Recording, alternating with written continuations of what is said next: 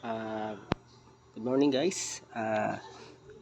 Bali ito nga pala yung ano, pagpapalit natin ng slider. Kasi yung slider natin, pagbukas ko kahapon, naglinis ako ng CBT. Bali ito na nakita ko, nabasag. Sa mga may-ari ng motor, huwag nyo hayaan na magkaganito yung ano nyo, kasi magkakaroon ng problema.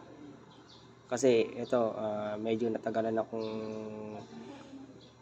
palitan ng slider kasi tagal, hindi pa po dumarating yung binili ko sa online. Pero wag na kayo bibili ng mga peke kasi marami naglalabasan sa online, sa TikTok. Sa TikTok siguro dinedemo naman nila eh. Pero sa Shopee, kailangan mas mabusisi kayo. Yan ito guys, papakita ko sa inyo. Bali kung yung slider niya is maluwag na, palitan nyo na agad. Huwag nyo na hayaan na mangyari to kasi yung dumi nito sa loob pwede magkaroon ng problema, yung nabasag na piraso. Pag maluwag, palitan nyo na. Ganyan, isang kamay kayang kaya. So maluwag oh. Bali ang ipapalit natin itong bago, namuksan ko na siya kanina eh. Ito yung bago, makikita nyo pagkakaiba. Tsaka bibili kayo original kasi ito pit na pit to, sobrang sikip yan, sikip yan.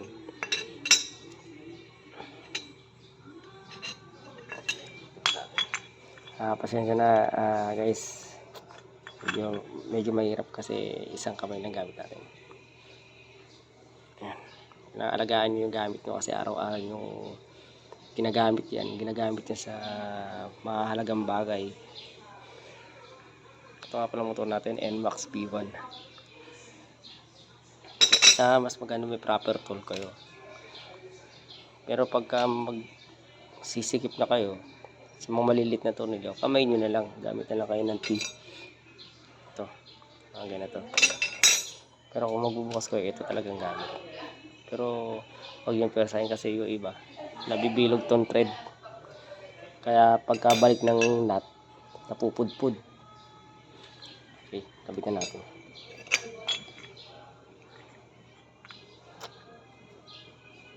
Ito yung pagkakaiba ng maluwag sa hindi. Skip na kasi pagka may napansin kayo na maingay dito, pag umandar kayo maingay, ibig sabihin maaring ito na ang problema. Huwag nyo unahin yung palitan kagad ito. Kung nagdududa kayo na maingay, slider yun, maluwag na kasi umaalog yan eh. Tsaka ito nga palang gamit kong bola, D-type roller. Tagal ko nang gamit to kahit sa dati kong motor, sa M3. Yan din gamit ko kasi wala siyang dahilan para mapudpud eh, kasi may kanto na eh. Hindi kagaya ng bilog, nagkakaroon ng kanto. Pagka nagkaroon ng kanto yung bilog, nag-iingay na rin.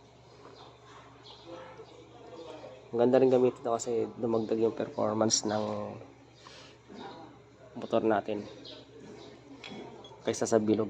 Sa bilog, saglit nang gamitin yung pagka na karoon ng kanto. Ganyan.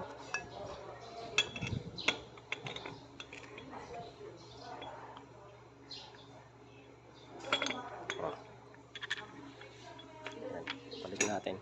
Bali ang pagbalik na ito guys, salpak nyo muna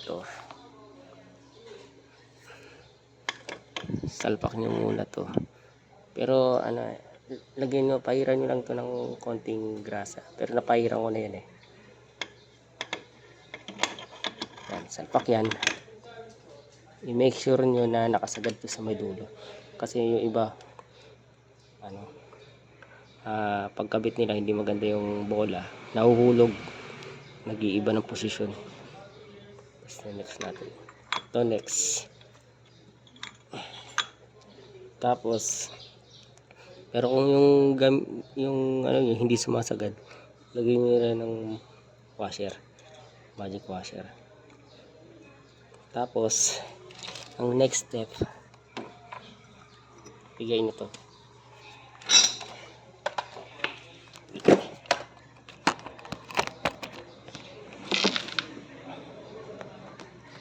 Ganyan yung pagbalik, bigay nito para pumasok sa gitna. After that, pasok nito yung drive face.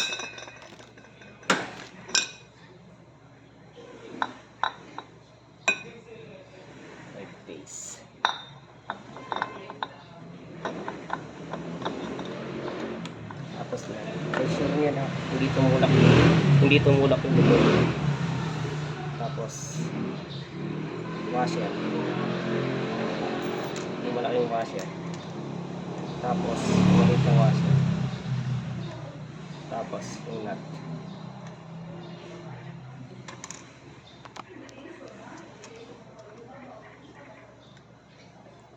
Kamayin nyo muna bago nyo impact wrench. Gamitan ng impact wrench.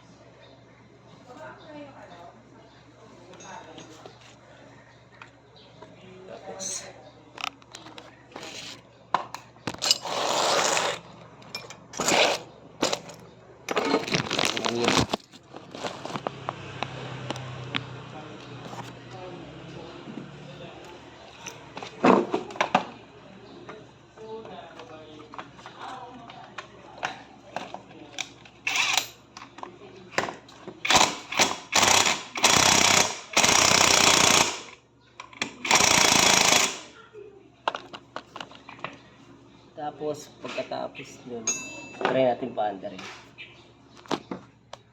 Yan naman yan, maluwag pa yan pag pinaandar mo yan. Kung gusto nyong ano, medyo parang hindi sumabit yung belt pag pinaandar nyo.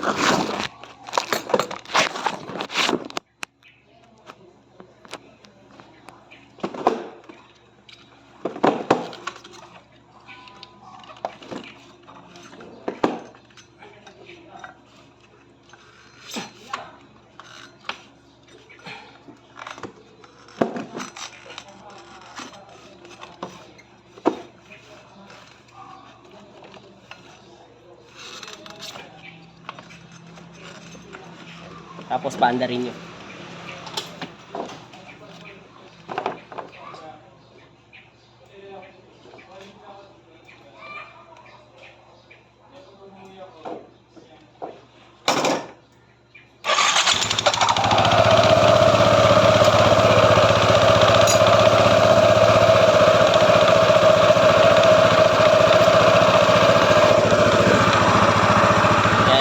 Yan yung ano, nakita nyo yung belt nakasagad sa taas dahil doon sa stop ko natin. Nakita nyo yung belt nakasagad na dahil yun doon sa nilagay nating tuning washer doon sa loob.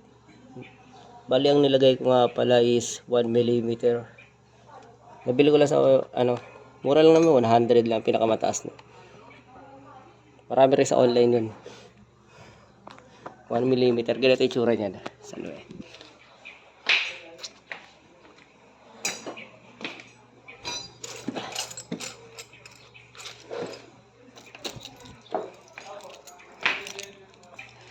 Bali, ganito nga pala ang itsura ng binili kong washer. Para sa doon sa tuning washer. Itong ano niya, 1mm. Yung 1mm na yan, makapal na yan. Yung iba naman pagka medyo ano pa, okay pa yung drive face nila, yung pulley nila. Hindi pa pudpud ng ano, yung mga kagaya ng bago. Kahit yung mga maliliit lang muna yun, may 0.3mm at saka 0.5mm. Yan. Bali pang NMAX yan. Yan, sagad oh. Kitang kita. Ganda ng pagkakalapat niya.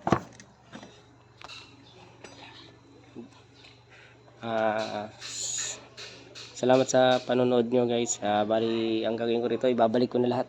Lahat ng binaklas ko. Kasi nalinisan ko na rin kahapon yan eh. Bali, paglinis ko, nakita ko na yung problema.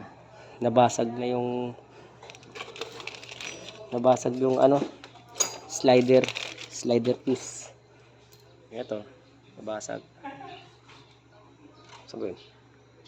Uy. Ito. Huwag niyong hayaan na maging ganito. Salamat.